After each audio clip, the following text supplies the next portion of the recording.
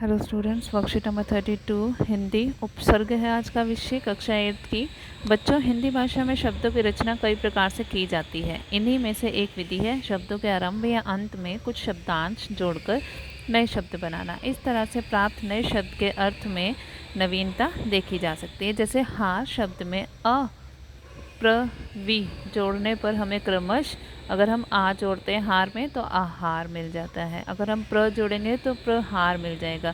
अगर हम वी जोड़ेंगे तो विहार मिल जाएगा। शब्द प्राप्त होते हैं जो अपने मूल शब्द हार के अर्थ से पूरी तरह अलग अर्थ रखते हैं। अब इनके मतलब क्या हो जाएगा, अलग हो जाएगा, क्योंकि हार का मतलब क्या था, पराजय, है ना। यह तो फूलों की माला। पर आ जमा हार क्या हो जाएगा, आहार, भोजन। प्रहार का मतलब हो गया, प्रहार मीन्स चोट देना किसी को। वी जमा हार, विहार का मतलब भ्रमण करना। ठीक है, तो अब इनका मतलब देखो अलग अलग हो गया। हमें कुछ जोड़ने से एक नया शब्द मिल गया हमें। अतः वे शब्दांश जो किसी शब्द के शुरू आरंभ में जुड़कर उसके अर्थ में परिवर्तन या विशेषता ला देते हैं उन्हें उपसर्ग कहते हैं। अगर वो शब्दांश जो किसी भी शब्द के हम शुरू में जोड़ रहे हैं और उससे उसका वो मतलब पूरा बदल जाता है, उसे कहते हैं उपसर्ग। हिंदी भाषा में 3 प्रकार के उपसर्ग प्रचलित है। अब हिंदी भाषा में 3 प्रकार के उपसर्ग हैं। कौन कौन से? संस्कृत के उपसर्ग, हिंदी के उपसर्ग और विदेशी उपसर्ग। एक तो संस्कृत वाले, हिंदी वाले और विदेशी वाले। संस्कृत के उपसर्ग कौन कौन से हैं? संस्कृत के उपसर्गों को तत्सम उपसर्ग भी कहा जाता है। संस्कृत के उपसर्गों का क्या कहते हैं? तत्सम उपसर्ग।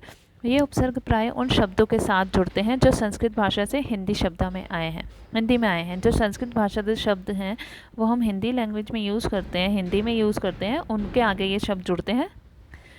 जैसे अति जमा आचार, अति जमा आचार क्या हो जाएगा? अत्याचार। ठीक है। दुर जमा लब, दुर जमा लब, दुर्लभ। ठीक है। अब फिर दूसरा है हिंदी के उपसर्ग। हिंदी के उपसर्गों को तद्भव उपसर्ग भी कहा जाता है। संस्कृत वालों को तत्सम कहते हैं और हिंदी को तद्भव उपसर्ग। इनका प्रयोग प्राय हिंदी शब्दों के साथ किया जाता है। इनका हिंदी शब्दों से ही किया जाता है। जैसे अध जमा जला, अध जला। कु जमा चाल, कुचाल। बिना जमा मांगे, बिन मांगे। ठीक है। फिर है विदेशी उपसर्ग। इन्हें आगत उपसर्ग भी कहा जाता है। विदेशी उपसर्ग क्या कहेंगे? आगत उपसर्ग।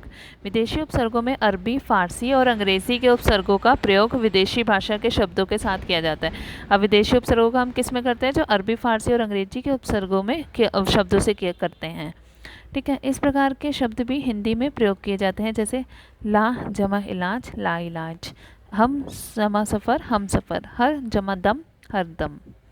तो अब आप भी निम्नलिखित शब्दों में से उपसर्ग और मूल शब्द अलग करके लिखिए। तो इसमें हमें उपसर्ग और मूल शब्द सब में अलग अलग करना है। ठीक है। तो फर्स्ट है हमारा अंतर्राष्ट्रीय। अंतर्राष्ट्रीय क्या हो जाएगा? अंतर जमा राष्ट्रीय। इसका उपसर्ग हो गया अंतर और मूल शब्द क्या हो गया? राष्ट्रीय। निर्धन, निह जमा धन। संयोग, सम जमा योग। फिर प्रत्येक, प्रति जमा एक। अनपढ़, अन और जमा पढ़। निहत्था, नि जमा हत्था। भरपेट, भर जमा पेट। गैर कानूनी, गैर जमा कानूनी। बेवजह, बे जमा वजह। बाकायदा, ब जमा कायदा।